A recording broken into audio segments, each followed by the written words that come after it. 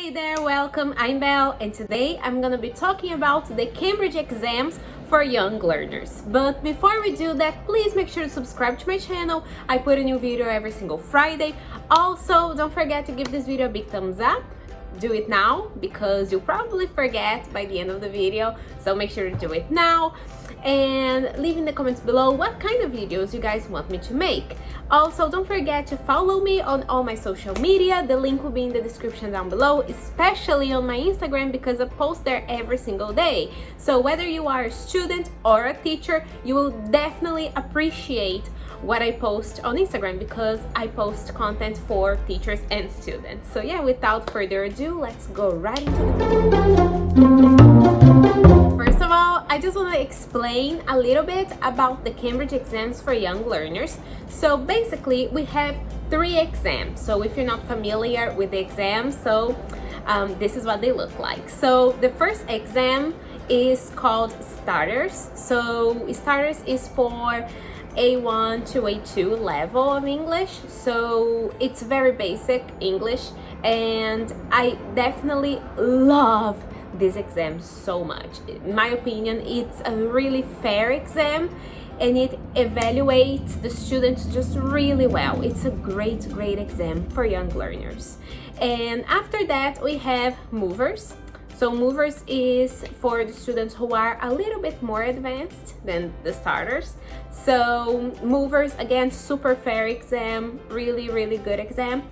And the last one is called Flyers. So Flyers is again a great exam, but usually when the students achieve the level that you need to have for a Flyers exam, usually they are a little bit older. So the young learner exams, they are for students up to 12 years old. So since Flyers is an exam that requires a more advanced language, it's not like super advanced or anything, but it's definitely more advanced than the other two. So considering that the students need to achieve a certain level, you know, when they achieve that level, they are usually older. So Flyers is the kind of exam that the students don't do very often. So if you teach a student, or if you are a student who want to do this and you have a more advanced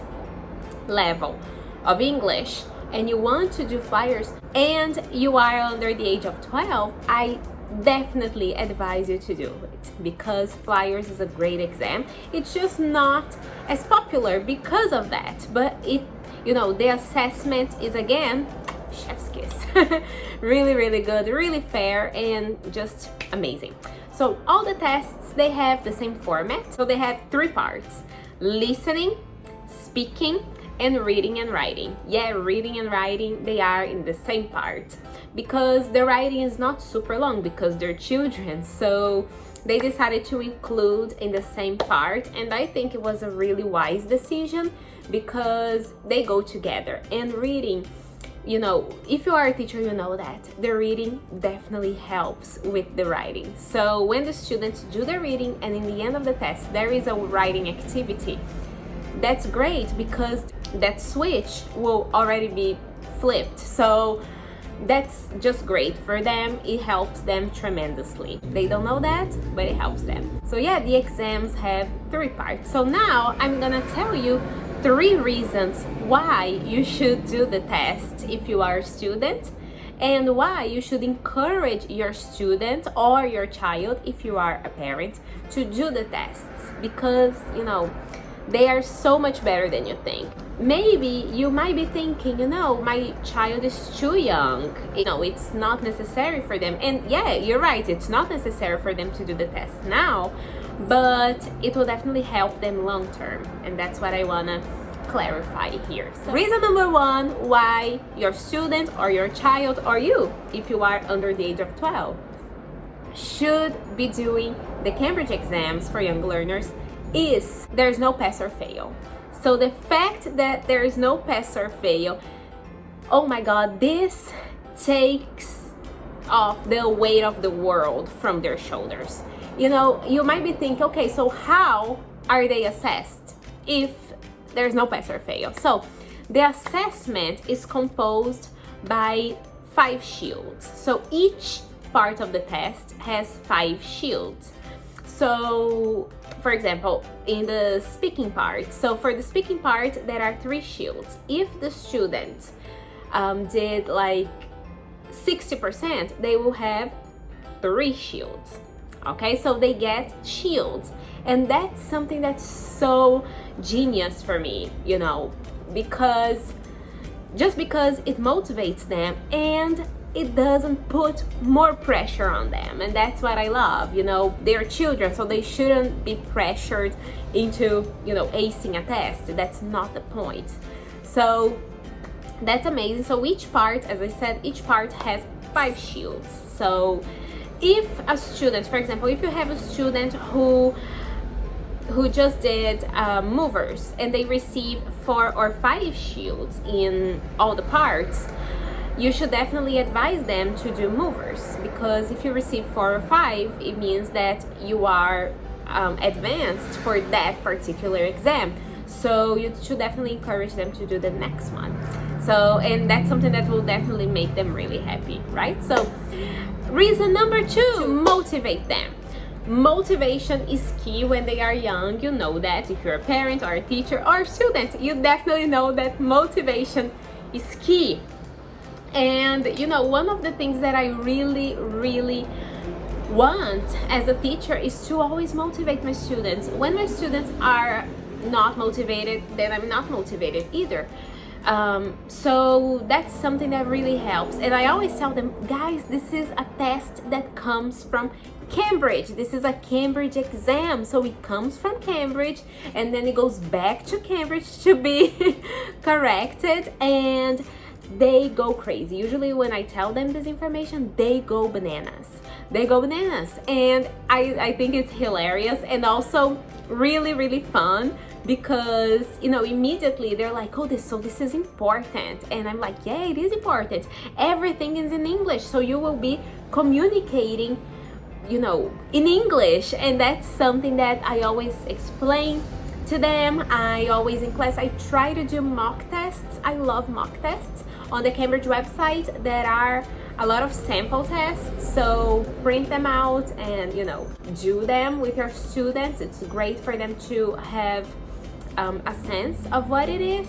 It really helps so that they don't get there not knowing what's gonna happen, so they need to have an idea. So that's something that I also advise you to do. You know, if you teach children who are doing the test, definitely give them a mock test. And you know, even if you can't give a mock test of the 3 parts, you know, try your best to give a mock test of the 3 parts, because again, it will release the pressure a little bit.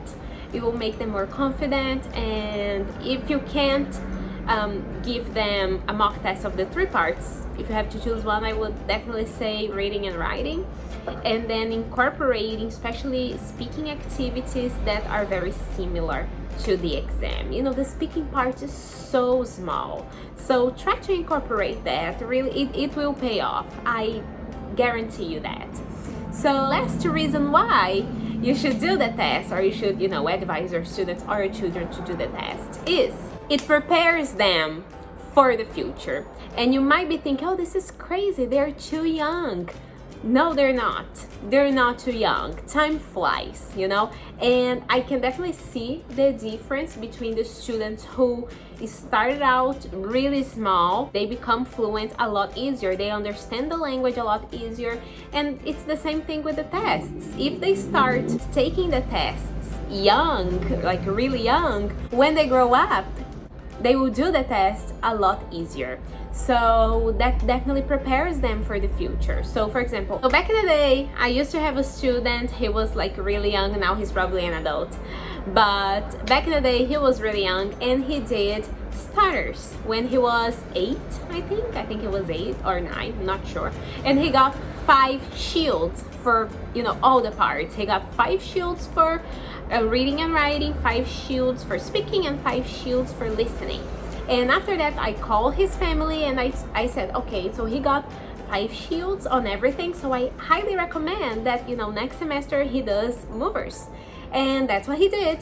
And he got, I think he got four shields in the movers exam, and that was again amazing. That was amazing. And you could, you know, I noticed a big difference in his motivation in the classroom. He was more motivated, he was happier, he was more engaged, and that's what you want as a teacher and as a parent and as a student, right?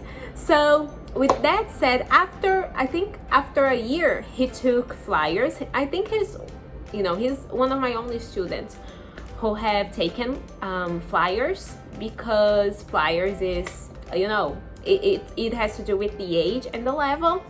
And because he was very advanced for his age, he was able to do that. So he took flyers, and I think he got four shields in the flyers exam, which is impressive, really, really impressive. He was a great student. I'm sure he still is. He's just not my student anymore because he's an adult, as I said. So that's what happens. And, you know, after some time, when they need to do CAT, PET, FCE, CAE, CPE, or whatever, or even IELTS or TOEFL, they will be more prepared. They will have more confidence. They will be more used to tests and, you know, the time pressure that you have to go under when you do tests, and, you know, all that stuff. So it definitely prepares them for the future. Trust me, I've seen it with my own 2 eyes. So yeah, that's it. So thank you guys so much for watching this video. Once again, make sure to subscribe, click the bell and turn on your post notifications. Give this video a big thumbs up. Follow me on all my social media, especially on Instagram, and leave in the comments below what other videos you guys want me to do next. And also check out my course video material if you are an English teacher, because it will definitely help you. So again, thank you guys so much for watching, and I see you next Friday for a brand new video. Bye.